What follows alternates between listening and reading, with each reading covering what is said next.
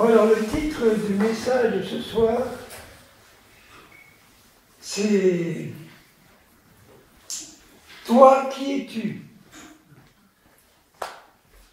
Toi, qui es-tu ? En fait, c'est la question que les pharisiens et les scribes ont posée à Jean-Baptiste. Quand ils ont entendu parler de lui, qu'ils ont vu ce qu'il faisait, ils ont envoyé une délégation, ils ont dit « Est-ce que tu es le Christ ?» « Non. »« Est-ce que tu es le prophète ?» « Non. » « Alors toi, qui es-tu » ? Il aurait pu répondre, s'il avait répondu, disons dans la chair, il aurait pu dire « Je suis le fils du célèbre sacrificateur Zacharie. Vous savez, celui à qui Gabriel est apparu, dans le temple. » Non, il n'a rien dit de tout ça, il a répondu en fonction de la parole de Dieu. Il a dit « Je suis la voix de celui qui crie dans le désert, préparez le chemin du Seigneur, aplanissez le chemin du Seigneur, selon ce que le prophète Ésaïe avait dit. » Donc vous voyez, Jean-Baptiste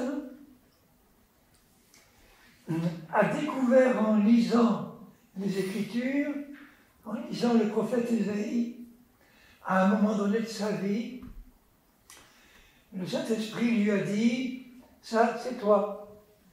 C'est de toi qu'on parle. » Avant même qu'il commence son ministère.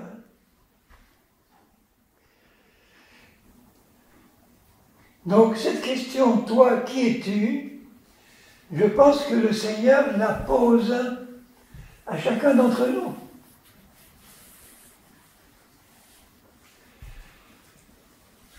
Comment pensez-vous que le Seigneur Jésus a découvert qui il était ? Et à partir de quel âge il a pu découvrir qui il était? De quelle manière il a pu découvrir qui il était? Bon, nous croyons que Jésus-Christ est Dieu, le Fils. Donc, dans son esprit, il était parfaitement Dieu. Et dans son corps, il était parfaitement homme. Il est dit dans la parole que c'est le Saint-Esprit qui lui a formé un corps dans le sein de la Vierge Marie. Donc il n'a pas hérité dans son corps du péché d'Adam. Il est né sans péché, surnaturellement, sans l'intervention d'aucun homme. On voit dans la parole de Dieu que quand il a eu 12 ans, bon, chaque année il allait avec la famille et les amis en groupe à Jérusalem pour les 3 grandes fêtes auxquelles tous les Juifs étaient convoqués, la Pâque, Pentecôte et la fête des Tabernacles. Et on voit qu'à l'âge de 12 ans, il va à Jérusalem avec sa famille et Joseph et Marie repartent, pensant qu'il était dans leur groupe. Ils auraient peut-être dû contrôler avant, mais enfin bon, ils faisaient confiance à Jésus, ils pensaient que Jésus était dans leur groupe. Et après un jour de marche, ils se rendent compte qu'il n'était pas là. Donc, inquiets, ils refont un jour de marche pour revenir à Jérusalem, ils le cherchent encore pendant un jour. Quand il le trouve dans le temple, Marie lui dit « Mon fils, ne savais-tu pas que ton père et moi, nous te cherchions avec angoisse ?» Quand elle dit « ton père », elle parlait de Joseph. Et la réponse de Jésus était étonnante. Il a dit « Mais ne savez-vous pas qu'il faut que je m'occupe des affaires de mon père ?» Il parlait de son vrai Père dans le ciel. Donc, à cet âge-là, il avait déjà la révélation qu'il était le Fils de Dieu, le Messie. Comment il a eu cette révélation? Je pense qu'il a eu cette révélation en lisant la Bible, enfin ce que nous appelons la Bible, les textes des prophètes. Dans Hébreux 10, regardez ce qui est écrit dans Hébreux 10.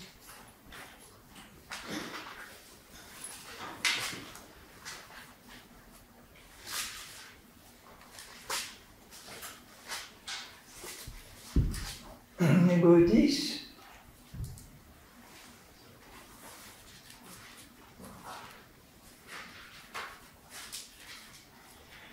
À partir du verset 5, c'est pourquoi Christ, entrant dans le monde, dit « Tu n'as voulu ni sacrifice ni offrande, mais tu m'as formé un corps. Tu n'as agréé ni holocauste ni sacrifice pour le péché. Alors j'ai dit, c'est le Christ qui parle, voici, je viens. Dans le rouleau du livre, il est question de moi. » Vous voyez ce qu'il dit Jésus?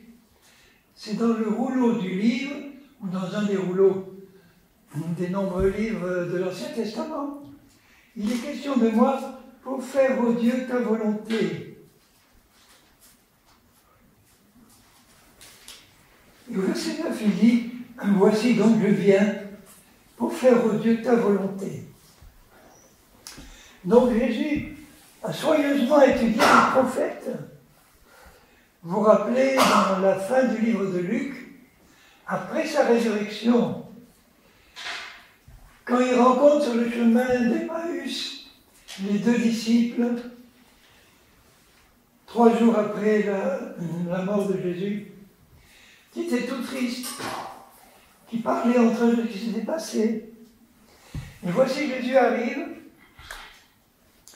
et il leur dit mais de quoi parliez-vous en route? Mais comment? Es-tu le seul à Jérusalem à ne pas savoir ce qui s'est passé, que Jésus, ce prophète, il dit ce prophète, ils ne disent pas le Fils de Dieu, pourtant il le savait, hein. Ce prophète riche en paroles et en œuvres, il est mort, il a été crucifié. Bon, c'est vrai qu'il y a des femmes qui sont allées au tombeau, ils ont vu le tombeau vide, mais lui, ils ne l'ont pas vu. Alors Jésus leur dit, ô homme, dont le cœur est lent à comprendre la vérité, et dans tous les prophètes, il dit qu'il leur a expliqué, dans tous les prophètes, tout ce qui le concernait.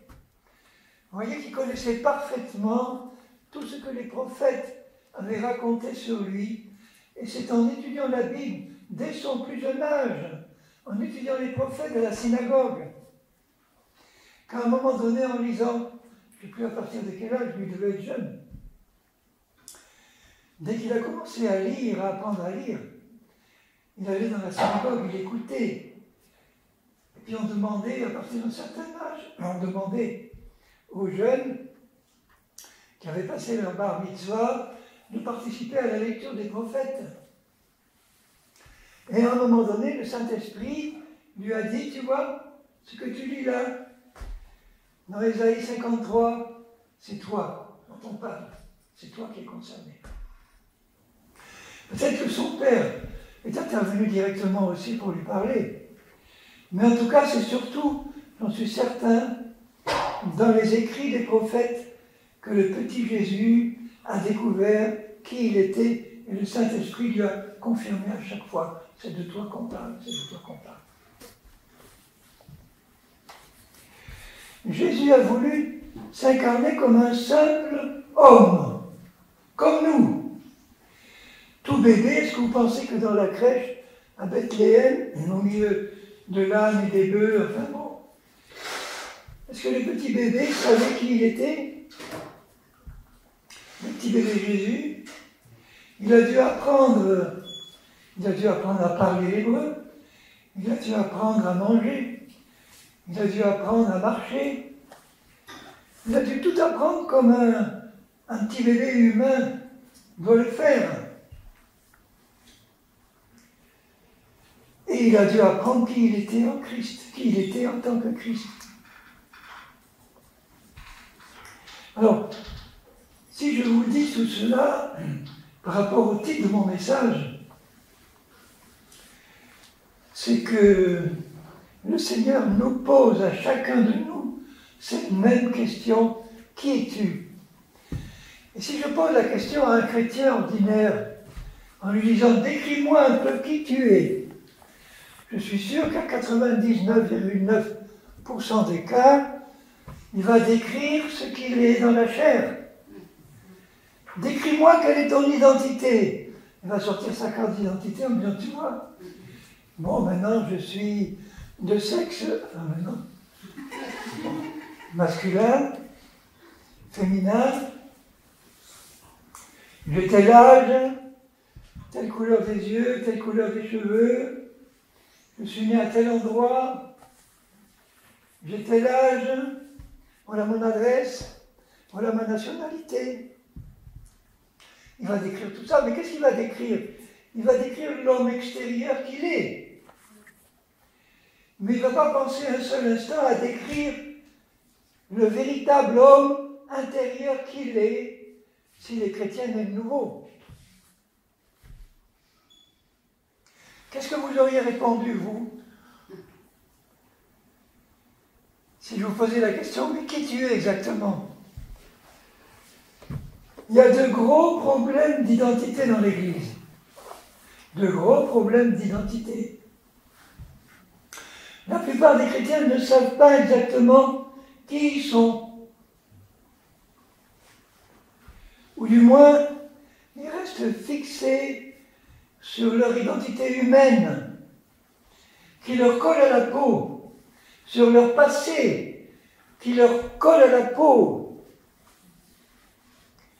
Je connais certains chrétiens qui sont tellement, comment dire, tellement formatés, tellement conditionnés par tout leur passé pénible, leur passé de souffrance. Il y a des passés qui sont terribles. Il y a des chrétiens qui sont nés par exemple d'un inceste, qui sont nés à la suite d'un viol, d'un adultère, ils le savent. Ça pèse sur eux.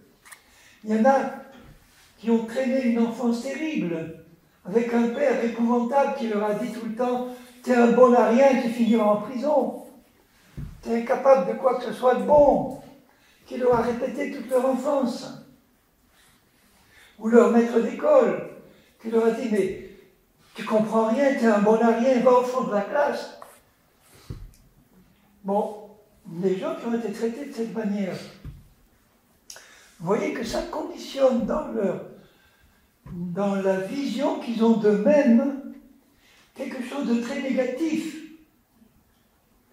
Est-ce que vous croyez qu'au moment où ils se convertissent, tout change comme par un coup de baguette magique? Mais non. Je connais des chrétiens qui traînent leur passé, qui n'arrêtent pas de me dire mais si tu étais à ma place, tu verrais un peu ce que j'éprouve. Tu ressentirais ce que j'éprouve avec les passés que j'ai eus. Et j'ai beau leur dire, mais est-ce que tu ne sais pas qu'en tant que chrétien, tu es une nouvelle créature? Non. J'arrive pas à le croire. J'arrive pas à le croire parce que c'est pas moi. C'est pas moi. Ce que tu me dis là, ça ne correspond pas à ce que je suis. Je leur dis oui, mais quand tu dis c'est pas moi, de quel moi tu parles? Ben de moi. Du seul moi que j'ai dans ma conscience. Mon vieux moi.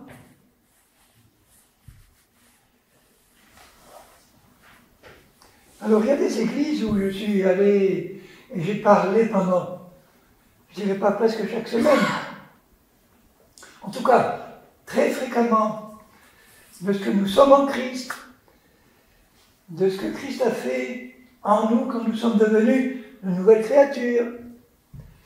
Mais je me rends compte qu'il y a comme un voile, comme un filtre, que ça a beaucoup de mal à passer, qu'il y a très peu qui passe. Parce qu'il y a toujours cette vision dans leur esprit, dans leur cœur, dans leur conscience, d'une identité qui ne correspond absolument pas à l'identité que la Bible leur décrit en tant que chrétiens. Et quand ils la lisent, ils n'arrivent pas à le croire. Ça passe, ça rentre d'une oreille ou d'un œil et ça sort par l'autre, mais il y a quelque chose qui bloque. Je dis et je répète que la question de l'identité du chrétien est la question la plus fondamentale que nous devons régler dans notre vie de chrétien. Et on a intérêt à la régler le plus tôt possible. Sinon, qu'est-ce qu'on va faire? On va traîner pendant des années une vision de notre identité qui ne correspond pas du tout à ce que la Bible nous révèle. On va traîner un passé qui va être comme un boulet, qui va nous empêcher, écoutez bien, si notre vision n'est pas la bonne, ça va nous empêcher d'entrer dans la destinée spirituelle que Dieu a prévue pour nous, en tant que nouvelle créature. Puisque notre destinée dépend de notre identité. Si nous gardons l'identité de la vieille personne que nous étions avant, et que nous la gardons fixée dans notre conscience, on va s'engager dans une destinée qui n'aura rien à voir avec la destinée que Dieu a prévue pour nous en tant que nouvelle créature. En tant que nouvelle créature, on a une destinée glorieuse, pas seulement pour le millénium ou pour l'éternité, mais pour notre vie, ici et maintenant. Notre destinée, ici et maintenant, va dépendre de la vision que nous avons de nous-mêmes maintenant. Si cette vision, c'est celle de notre vieille nature, de notre passé pourri, de tout ce qu'on a eu comme expérience négative, que notre identité humaine, elle est conditionnée par, d'abord, notre hérédité. Notre hérédité, si nos parents sont noirs, nous sommes noirs. C'est une partie de notre identité humaine. Si nos parents sont jaunes, nous sommes jaunes. Si nos parents sont blancs, nous sommes blancs. Il y a aussi une hérédité qui se transmet, non seulement dans le physique, mais dans le psychisme. Dans notre psychologie humaine, il y a une part d'hérédité qui se retrouve.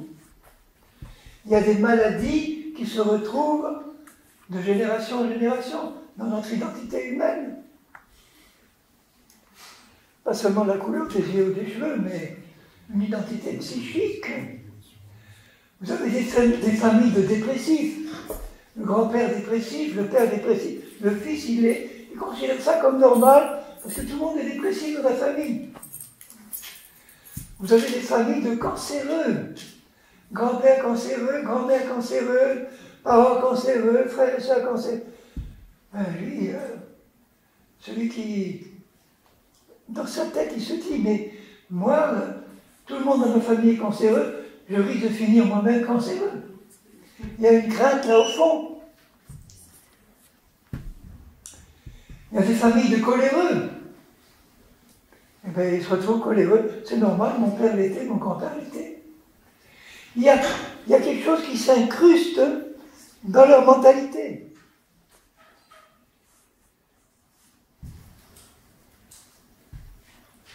Il y a des familles où tout le monde réussit, donc ça encourage le fils ou la fille à s'imaginer comme faisant partie de ceux qui vont réussir, et ça va marcher mieux que celui qui se considère comme une famille de ratés.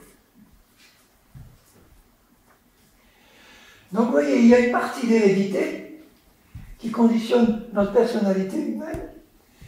Il y a une partie d'éducation dans la famille ou dans l'école. Il y a beaucoup de choses qu'on reçoit dans les écoles qui sont vraiment très négatives. Ils n'ont rien à voir avec ce qu'on devrait recevoir comme éducation en tant que chrétien. Il y a une partie de mon identité humaine qui vient aussi de ma culture, du pays où je vis, où je suis né.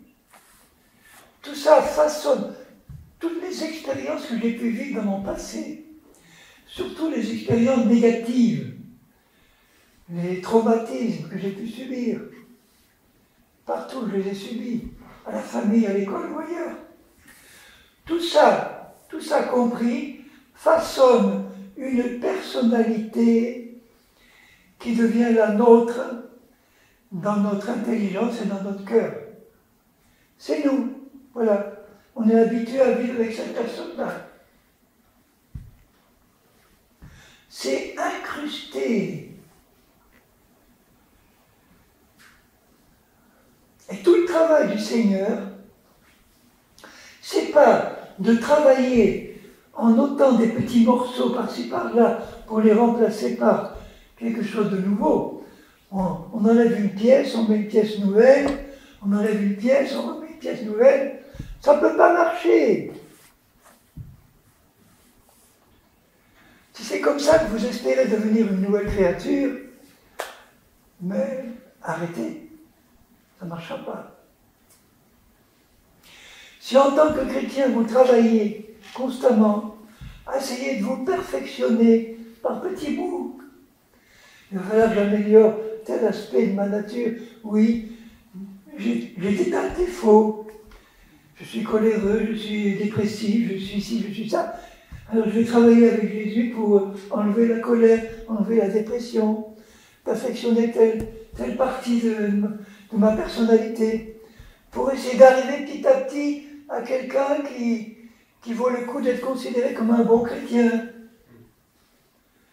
Mais on n'est pas appelé à un salut par les œuvres comme ça.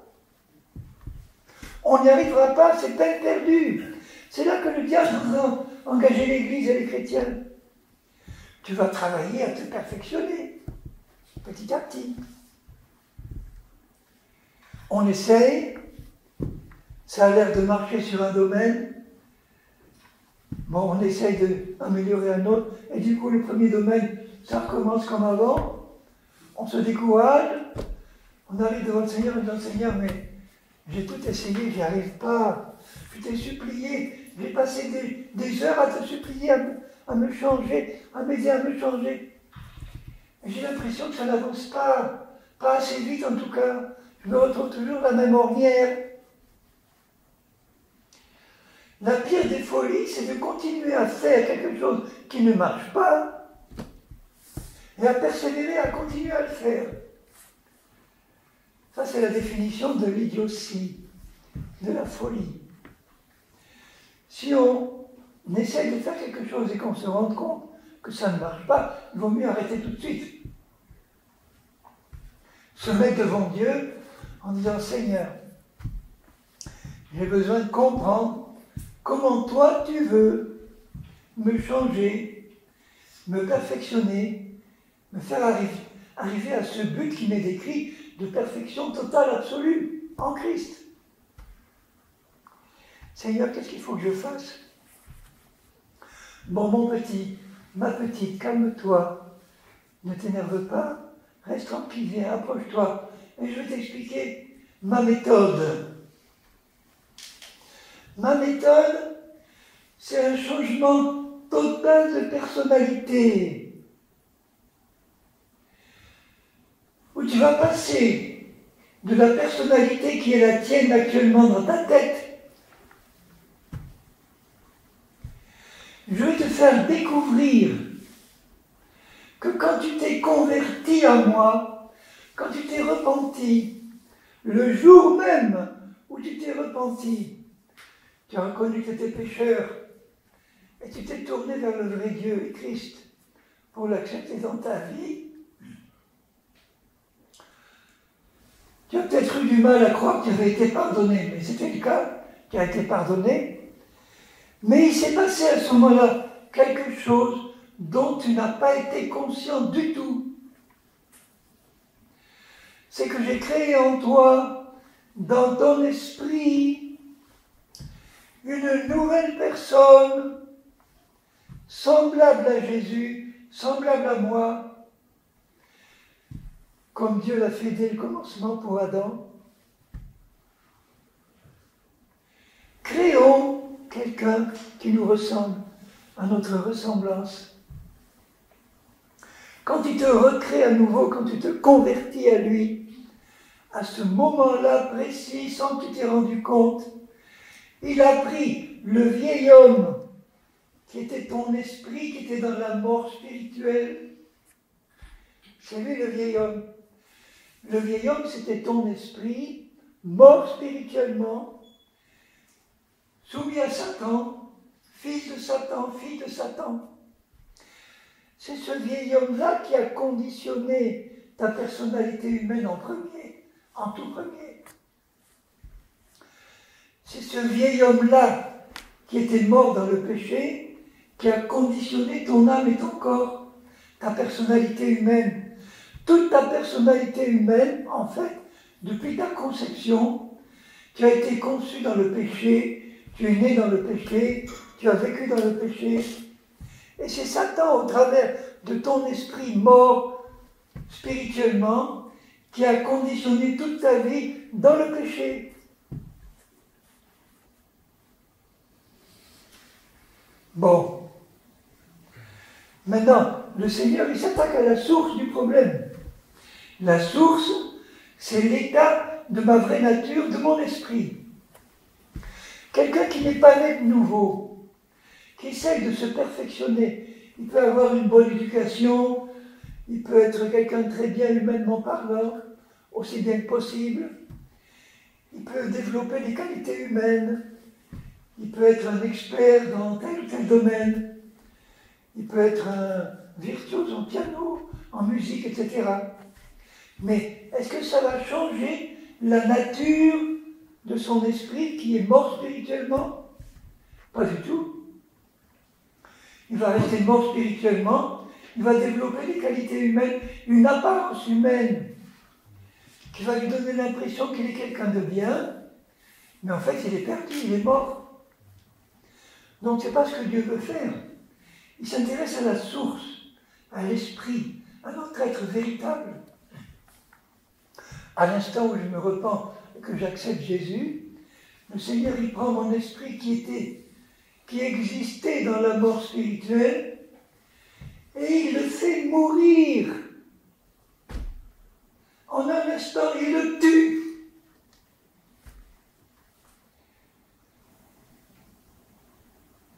Et il le ressuscite immédiatement. Il le recrée. Mais il ne le recrée pas dans l'état où il était avant. Il le recrée en tant qu'homme nouveau, femme nouvelle.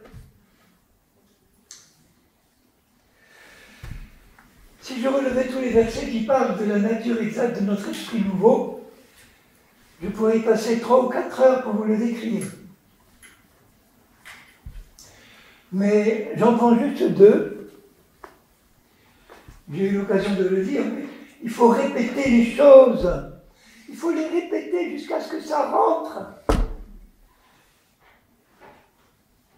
Que ce soit inscrit là-dedans dans le cœur. Dans Ephésiens 4 et au verset 24, Paul demande aux chrétiens de revêtir l'homme nouveau qui sont en Christ. Le revêtir, ça veut dire le faire paraître au dehors, le manifester. Mais il donne une définition de l'homme ou de la femme nouvelle. Créé selon Dieu, à l'image de Dieu. Quand est-ce qu'il l'a créé? Évidemment, quand nous nous sommes convertis. Mais d'abord, il l'a créé quand Christ est ressuscité. Puisque nous sommes morts en lui et ressuscités en lui, c'est à ce moment-là que nous avons été recréés. Et c'est au moment où nous nous convertissons que Dieu fait passer cette nouvelle création dans notre esprit, en le recréant selon ce que Christ avait fait il y a 2000 ans. Donc créé à l'image de Dieu, dans une justice et une sainteté que produit la vérité. Une justice et une sainteté qui sont celles de Dieu lui-même. Dans 2 Corinthiens 5, il dit au verset 17, si quelqu'un est en Christ, il est une nouvelle création. C'est ton esprit qui est une nouvelle créature. Ta personnalité humaine, quand tu te convertis à Christ, elle n'est pas changée du tout, du tout. C'est pour ça que c'est trompeur et que Satan s'en sert pour vous faire douter que vous êtes né de nouveau. Satan sait qu'à l'instant où tu t'es repenti, tu as reconnu ton péché, tu as accepté Christ, tu es né de nouveau, mais tu n'en sais rien, et il utilise ton ignorance pour te faire douter de ton salut. Quelque temps après ta conversion, tu vas pécher, tu vas faire le mal, parce que ta personnalité humaine n'est pas encore changée. Satan va te dire, tu vois, il se peut que tu ne sois même pas né de nouveau. Tu n'es même pas chrétien, né de nouveau, regarde ce que tu viens de faire. Et il va te faire douter de ton identité nouvelle, bien que tu sois né de nouveau. Il va se servir de ton ignorance pour te faire marcher dans l'incrédulité, dans le doute. Bon, il est une nouvelle créature, les choses anciennes sont passées, toutes choses sont devenues nouvelles dans ton esprit. Il dit au verset 21, celui qui n'a pas connu le péché, Jésus, Dieu l'a fait devenir péché dans son corps pour nous, afin que nous devenions en lui, en Christ, justice même de Dieu.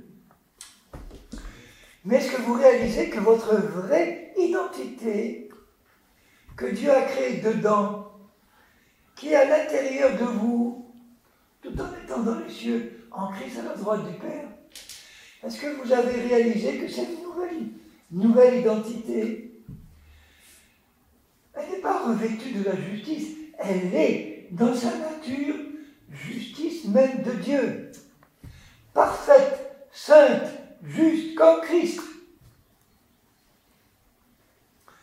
Dans 1 Jean 3, 9, il dit, celui qui est né de nouveau, celui qui est une nouvelle créature, ne peut pas pécher parce qu'il est né de nouveau. C'est la nature de votre esprit renouvelé. Pourquoi? Parce que mon esprit nouveau, il est un seul esprit avec Christ. 1 Corinthiens 6, 17. Un seul esprit avec Christ. On est tellement collé avec lui qu'on est participant de sa nature divine. Et Dieu, par nature, ne peut pas pécher. Notre esprit nouveau ne peut pas pécher. Ah oui, mais moi je pêche. En tant que chrétien, je pêche encore. Mais oui, tu pêches encore. Parce que ta personnalité humaine, elle est encore restée la même qu'avant ta conversion. C'est celle-là qui doit changer et qui doit être transformée à l'image de la vraie personne que tu es dedans. On appelle ça le renouvellement de l'intelligence, on appelle ça la sanctification, on appelle ça le perfectionnement. Ton esprit n'a pas besoin d'être sanctifié, il est saint. Ton esprit n'a pas besoin d'être perfectionné, il est parfait. Mais ton âme, ta personnalité humaine, elle a besoin d'être perfectionnée, d'être sanctifiée, d'être transformée. Qui c'est qui va le faire, ça? C'est moi qui vais le faire pour toi? C'est Jésus qui va le faire pour toi? Moi, à partir du moment où j'ai étudié Paul, et j'ai compris qui j'étais dans l'esprit, à partir de ce moment-là, je n'ai eu qu'un seul désir, une seule volonté. Seigneur, tu vas m'expliquer comment faire sortir cette nouvelle personne de sa boîte, là. Comment la faire sortir de là-dedans pour la manifester à l'extérieur. Je n'ai pas envie de passer le reste de ma vie chrétienne à savoir que ma vraie personne dedans, elle est comme Christ. Elle est sainte, elle est pure, elle ne peut pas pécher. Elle est juste comme Dieu. Et que moi, dans ma vie pratique, je vais continuer à me dépatouiller dans mes problèmes, dans mes péchés, dans mes insuffisances, sans avoir compris comment faire sortir cette nouvelle personne pour la manifester concrètement. Pour que tout le monde voit, moi le premier, qui je suis dedans. Mais vous n'avez pas envie, vous voulez rester à tourner en rond dans votre désert, à essayer de perfectionner par petits bouts comme ça. Le vieil homme qui est mort et enterré, mais qui a conditionné l'identité humaine que je continue d'avoir dans mon âme. Ah, il faut secouer le cocotier, hein. J'ai envie de vous secouer, de vous dire, mais tu vas sortir un peu de ton trou, tu vas t'approcher de ton Dieu en disant, j'en ai ras-le-bol de mon passé, j'en ai ras-le-bol de ce que j'étais avant, je veux arrêter de croire que je continue à être la personne que j'étais avant, je veux à tout prix entrer dans ma nouvelle peau. Quand il dit me revêtir de l'homme nouveau, quand tu te revêts d'un vêtement nouveau, qu'est-ce que tu fais? Tu te glisses dedans. Tu le passes sur toi. Donc, me revêtir de l'homme nouveau, c'est me glisser par la foi dans la nouvelle personne que la Bible me décrit, que je ne vois pas, que je ne sens pas. Je suis obligé de marcher par la foi. Mon homme nouveau, je ne le vois pas, je ne le sens pas. Je l'ai découvert en lisant la Bible. C'est le seul moyen de le découvrir. Et une fois que j'ai découvert, je dis, mais je ne veux pas garder ce trésor enfoui. Il faut que je le sorte. J'ai envie que Dieu, j'ai envie que Satan, j'ai envie que le monde, j'ai envie que moi-même voie clairement qui je suis dedans dans ma nouvelle personne. Ça va tout changer. Pour moi et pour les autres. Ça va tout changer pour l'Église. Si on commence à expliquer à tous les chrétiens qui ils sont dedans, alors expliquer comment manifester ceux qui sont dedans, est-ce que ça ne va pas changer complètement la vie de l'Église? Imaginez un peu, si nous tous qui sommes là, nous arrivions à manifester pleinement et définitivement qui nous sommes dedans, c'est la gloire de Dieu. Imaginez ce que ça ferait pour cette Église si chacun de nous arrivait à manifester la nouvelle créature pure, juste et parfaite qu'il est déjà dedans. Et comment ça se fait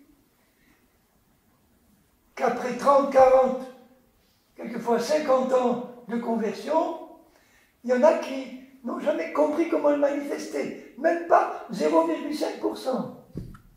Ils passent leur temps à pécher, ils se repentent, d'accord, parce que le Saint-Esprit est en eux, ils sont des nouvelles créatures. Ils se repentent, ils sont pardonnés, et puis ils recommencent, ils se repentent, ils sont pardonnés, ils recommencent, ils tournent en rond dans leurs problèmes. C'est pas la vie, c'est pas la destinée glorieuse que Dieu a prévue pour son Église maintenant. Notre destinée spirituelle véritable, écoutez bien, dépend de la révélation claire et nette dans notre intelligence et dans notre cœur de ce que nous sommes en Christ en tant qu'homme ou femme nouveau, nouvelle. Tant que ça, c'est pas clair dans ta tête et que c'est pas dans ton cœur, comment ça peut venir dans le cœur? À partir du moment où ça devient de plus en plus clair dans ma tête de ce que je suis dedans en tant que nouvelle personne, je commence à attacher la foi à ce que je reçois comme révélation. Je commence à croire que je ne suis plus l'ancienne personne que j'étais. Je refuse de le croire. Je renonce à moi-même, au vieux moi que j'étais avant. J'y renonce comme Christ me le demande. Si tu veux me suivre, renonce à toi-même. Renonce à ton passé pourri. Arrête de mettre ton passé sur la table. Oui, mais ma mère, oui, mais mon père, oui, mais mon grand-père, voilà ce qu'ils m'ont fait, voilà ci, voilà ça. Quand est-ce que tu vas arrêter de traîner ton passé? Il est dans la tombe. avec Jésus. C'est toi qui le ressuscites en permanence. Et le diable se frotte les mains. Renonce à toi-même. Renonce à la personnalité pourrie que tu étais avant. Même si tu étais un grand bourgeois bien élevé, ou quelqu'un très bien humainement parlant, tu étais pourri. Tu étais même pire que les autres parce que tu étais un propre juste. C'est les pires. C'était ce que j'étais avant. Un fils de bonne famille, bien élevé, bien sous tout rapport, ayant tout réussi dans la vie. Imaginez qu'à l'âge de 25 ans, j'étais conseiller ministériel du ministre le plus important du pays d'Afrique où j'étais, qui est devenu président de la République. J'avais un poste de comment on appelle, contrôleur général de toute son administration pour tout le pays. À 25 ans. Il y a de quoi un peu. Et en rentrant en France, j'étais nommé directeur financier d'une grosse société d'État à Paris. Après, j'ai eu une bourse aux États-Unis pour pouvoir enseigner dans l'université en France en revenant. Oh, moi, pêcheur, mais enfin, à qui tu parles, toi? C'est les pires, ceux-là, les pires. Les propres justes. Et Dieu m'a dit, si tu veux me suivre, tu fais mourir tout ce passé glorieux à tes yeux. Tu le fais mourir parce qu'il n'a aucune valeur pour moi, t'entends? Il avait une valeur pour toi à tes yeux par rapport au monde de ce que tu étais avant. Mais devant Dieu, c'est nul. Ce qui a de la valeur pour Dieu, c'est un cœur humble et repentant qui se met devant lui en disant « Seigneur, je suis pécheur, je te demande pardon, change-moi, j'accepte Jésus. » Et il fait de toi une nouvelle créature qui n'a rien à voir avec tes propres œuvres. Parce que ce que j'étais avant dans la chair, c'était mes propres œuvres, mes propres efforts, mes études, mes diplômes. Zéro pointé. Je considère ça comme de la boue, des excréments, parce que j'ai eu beaucoup de mal à m'en détacher. Merci Seigneur, c'est fait maintenant. Mais ce qui m'intéresse, c'est de vous intéresser à ce que vous êtes dans l'esprit, dans votre esprit régénéré. Parce que le jour où vous le comprenez, ce que Dieu a créé dedans, c'est pas vous qui l'avez créé, c'est Dieu qui l'a créé, une nouvelle créature. Cette nouvelle créature, elle est entièrement libre de tout lien. Elle n'est pas malade, elle n'est pas opprimée par des démons, elle est en Christ, elle est assise à la droite de Dieu dans les lieux célestes, tout en étant à l'intérieur là. C'est comme ça. Je l'accepte, c'est Dieu qui le dit. Est-ce que vous réalisez que mon esprit, votre esprit né de nouveau, il est en Christ, enveloppé de Christ, entouré par Christ, mais en même temps, Christ est en vous, l'espérance de la gloire. Et cette nouvelle personne, elle est assise à la droite du Père, dans le ciel, au-dessus de Satan, des dominations, des autorités, de tout ce qui pouvait dominer votre vie quand vous étiez une vieille créature. Mais quand est-ce que vos yeux spirituels vont s'ouvrir à la réalité, à la vérité? Regardez les prières que Paul faisait pour les chrétiens. Les prières que Paul leur fait dans Philippiens, Colossiens, Éphésiens. Paul dit pas à Dieu, Seigneur, je te prie de les bénir, ces chers chrétiens que j'aime tant. Tu vois, il y en a tellement qui ont besoin d'être bénis. Je te prie vraiment que tu leur accordes des tas de bénédictions. Je te prie que tu les guérisses. Je te prie que tu les délivres des oppressions sataniques qui peuvent être sur eux. Rien de tout ça. Parce qu'il connaissait la réalité, Paul. Les prières que Paul faisait, c'est ouvre-leur les yeux pour qu'ils voient ce qui leur appartient déjà. Ouvre-leur les yeux pour qu'ils voient ce qu'ils sont déjà. Ouvre-leur les yeux pour qu'ils puissent comprendre qu'à l'intérieur d'eux, il y a un héritage glorieux dans lequel ils peuvent puiser, mais ils n'arrivent pas à puiser parce qu'ils ne le savent pas. Je vais vous lire la prière qu'il fait pour les Éphésiens. J'ai envie de vous bombarder. De la bombe atomique. Vous faire exploser tous ces obstacles qui vous empêchent de voir clairement qui vous êtes. Qui es-tu, toi? Maintenant, quand tu auras fini ce soir, tu sauras répondre. Qui tu es, toi? Qui es-tu, toi? Alors, dans Éphésiens 1, au verset... au verset 15-16, je ne sais de rendre grâce pour vous, faisant mention de vous dans mes prières, afin que le Dieu de notre Seigneur Jésus-Christ, le Père de gloire, vous donne un esprit de sagesse et de révélation. Ça veut dire, il prie que Dieu le Père le révèle dans sa sagesse, la sagesse de Dieu, le révèle quoi? Le révèle qui ils sont, qu'est-ce qu'ils ont? Un esprit de sagesse et de révélation dans sa connaissance, dans la connaissance de Dieu, de ce qu'il est, de ce qu'il a fait, la connaissance de Christ, de son œuvre, de ce qu'il a fait à la croix. Qu'est-ce qu'il a fait à la croix? Par sa mort et sa résurrection.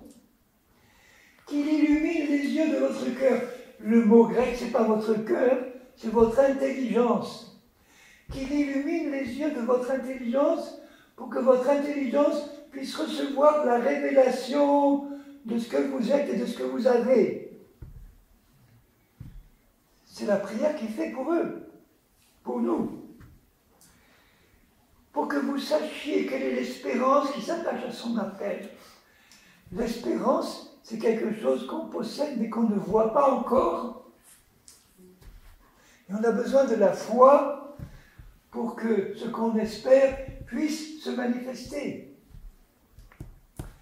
Quelle est la richesse de la gloire de son héritage qui réserve aux saints? C'est ce que Second écrit. Si Second était là, je lui tendrais le cou. Je lui dirais, comment toi, Second, qui est docteur en grec et en hébreu, tu oses traduire l'héritage, quelle est la gloire de son héritage, qui réserve aux saints? J'ai fait du grec jusqu'au bac, j'ai vérifié dans le texte grec, c'est pas ça qui est écrit. Quelle est la gloire de son héritage dans les saints? Dans les saints. Pas qui réserve aux saints, parce que qui réserve, ça a l'air de dire, il y a un héritage qui t'attend un jour. Mais non, comment il ose, en tant que docteur en grec, traduire autre chose? Parce que, moi je comprends, ça dépasse tellement son entendement de théologien, qu'il a dit, c'est pas possible. On ne peut pas dire qu'ils ont un héritage en eux. Puisque lui-même, il ne le voyait pas en lui, le brave Second. Le brave Second, il ne voyait pas qu'il avait cet héritage. Donc il a dit, bon, je vais donc traduire en fonction de ma théologie, je veux dire un héritage qui réserve un jour aux saints. Non, cet héritage, on l'a déjà dedans, en nous, dans notre esprit régénéré. Parce que dans notre esprit, il y a Christ. Et en Christ, il y a tout ce qui contribue à la vie, à la piété. Nous avons tout pleinement en Christ. En Christ, toutes les promesses de Dieu sont oui et amen. En Christ, nous avons tout en nous, dans notre esprit. Par sa présence en nous, nous avons la gloire de Dieu qui est déjà disponible pour nous. En tant que fils et filles de Dieu, Dieu a prévu le meilleur pour nous. Il a prévu pour nous les richesses les plus grandes qui nous appartiennent déjà, qui sont à nous déjà. Mais on ne peut y puiser que par la foi. Je crois que je possède déjà tout ce que Dieu dit que je possède. Donc il m'a fait la grâce de découvrir dans sa parole qui je suis en Christ, je le crois, et je le vis, pas encore parfaitement, parce que je ne suis pas arrivé à la perfection, mais je le vis de mieux en mieux tous les jours, parce que du matin au soir et du soir au matin, dans ma conscience, je n'oublie pas, en tout cas, si ça m'arrive d'oublier, parce que ça peut m'arriver d'oublier un petit moment. Mais quand ça m'arrive d'oublier un petit moment, c'est la chair tout de suite qui se manifeste, parce que je ne suis plus dans la foi. Donc ma prière, c'est Dieu, tu me révèles clairement qui je suis dans l'esprit, tu m'aides à garder la conscience de ce que je suis en permanence, du matin au soir et du soir au matin, 24 heures sur 24, 7 jours sur 7, toute l'année. Aide-moi à ne pas oublier qui je suis. Et je vous garantis que quand je suis dans cet état de conscience de qui je suis, je ne pêche pas. Non pas parce que je suis un gars super spirituel, mais parce que j'ai osé croire qui je suis en Christ. Et je le vis de plus en plus clairement. Le tout, c'est de ne pas oublier un seul instant, parce que quand on oublie, on n'est plus dans la foi. C'est de garder la foi en permanence, puisque Jésus dit, si tu crois, si tu crois, tu verras la gloire de Dieu. Si je crois vraiment, et c'est une foi qui devient de plus en plus claire, qui devient de plus en plus incrustée dans mon cœur, parce que je l'entretiens tous les jours, je médite tous les jours sur ce que je suis, j'y passe du temps, je consacre du temps, non pas à passer 1 heure à regarder un film pourri à la télé, ça peut arriver, c'est pas ça qui va vous faire perdre votre salut, mais c'est une perte de temps. Je préfère passer du temps à méditer, à écouter un message qui me rappelle ce que je suis en Christ, parce que je sais que c'est là la clé, ne jamais oublier qui je suis en Christ. Et moins je l'oublie, plus je le vis, plus je le crois, plus je le vois se manifester. Et c'est comme ça que j'ai pu avoir la victoire sur des défauts de caractère qui étaient impossibles à enlever avant, parce que je n'avais pas compris que dans ma nouvelle nature, il n'y a plus ce défaut-là, c'est fini. Ma nouvelle créature n'a aucun défaut. Si vous pouviez voir ce que je suis en Christ, vous seriez dans l'admiration. Mais si vous pouviez voir ce que vous êtes en Christ, vous seriez dans la même admiration. Ah Seigneur, révèle-leur qui ils sont. Aide-leur à le croire. Aide-leur à se débarrasser de leur passé. Aide-leur à ne jamais oublier, comme Paul le dit, quelle est la gloire de notre héritage dans les saints. Quelle est envers nous qui croyons l'infinie grandeur de sa puissance. Parce qu'à partir du moment où on croit à cette vérité-là, et on le croit vraiment, sans douter, parce que là, le problème, ce n'est pas la foi qu'on peut y mettre, c'est les doutes qui peuvent surgir, que Satan nous envoie. On nous dit, oh, tu crois que c'est une nouvelle créature? Tu as vu comment tu viens de parler à ton mari ou à ta femme? Oui, Seigneur, je le crois, mais il y a encore des doutes, tu vois. Tu vas m'aider à éliminer ces doutes. Et comment je peux les éliminer, ces doutes? En étudiant la parole, en priant Dieu que par le Saint-Esprit, il me révèle de plus en plus clairement la vérité, en m'aidant à la garder dans mon cœur. Et il le fait. Et ça devient une vérité de plus en plus claire. Et donc, plus j'attache ma foi à cette vérité claire, plus je vois ma nouvelle nature se manifester. Mais attention, plus je vois Christ se manifester au travers de ma nouvelle nature. C'est ça le but de Dieu. Pourquoi il m'a donné une nouvelle nature semblable à la sienne? Pour que lui puisse se manifester sans obstacle au travers d'une nouvelle nature qui est exactement semblable à la sienne. Il peut passer par moi sans qu'il y ait d'obstacle, alors que si mon intelligence n'est pas renouvelée, il y a plein d'obstacles à se manifester. Jésus ne peut pas se manifester pleinement. Tandis que quand moi, par sa grâce, j'arrive à croire qui je suis dans l'esprit en tant que nouvelle créature, semblable à Jésus, là, Jésus peut se manifester au moment même où ma nouvelle nature se manifeste. Lui se manifeste. Et là, la gloire de Dieu éclate. Voilà le but de Dieu pour nous. Maintenant, aussi longtemps que le pasteur me donnera l'autorisation de prêcher, aussi longtemps je vous le rappellerai. Jusqu'à ce qu'il y ait un déclic. Je me rappelle, je vous l'ai dit peut-être, une église où j'ai prêché chaque moment 1 an. Presque à chaque fois, parce que je connais la valeur de la répétition en tant qu'enseignant. Au bout d'1 an, j'ai vu un frère se lever de la chaise en disant « J'ai capté !» J'ai capté ! Mais ça valait le coup de le répéter pendant 1 an. Et pour certains, ça vaudra le coup de le répéter jusqu'au retour du Seigneur. Parce que peut-être que 5 minutes avant, il va capter. Et pendant 5 minutes, il va manifester la gloire de Dieu. Alors Seigneur, nous te remercions pour l'œuvre de Christ. Parce que c'est grâce à toi, Seigneur, grâce à ta mort, à ta résurrection, que tu as pu faire mourir notre vieille nature et nous ressusciter avec toi en tant que nouvelle personne entièrement semblable à toi. Seigneur, que cette vérité jaillisse dans notre intelligence, qu'elle soit claire en nous, et tu nous aides à y attacher la foi.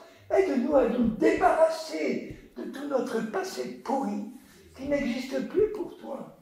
Il ne doit plus exister pour nous, c'est fini.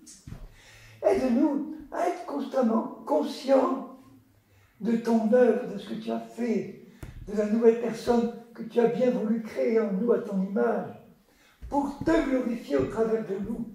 Seigneur, fais cette œuvre en chacun de nous, et que chacun de mes frères et sœurs qui sont ici, ils partent ce soir avec une vision plus claire, plus nette de ce qu'ils sont en Christ. Et tu les aides à le croire et à le manifester pour ta gloire. Et au nom de Jésus, Amen. Amen. Amen.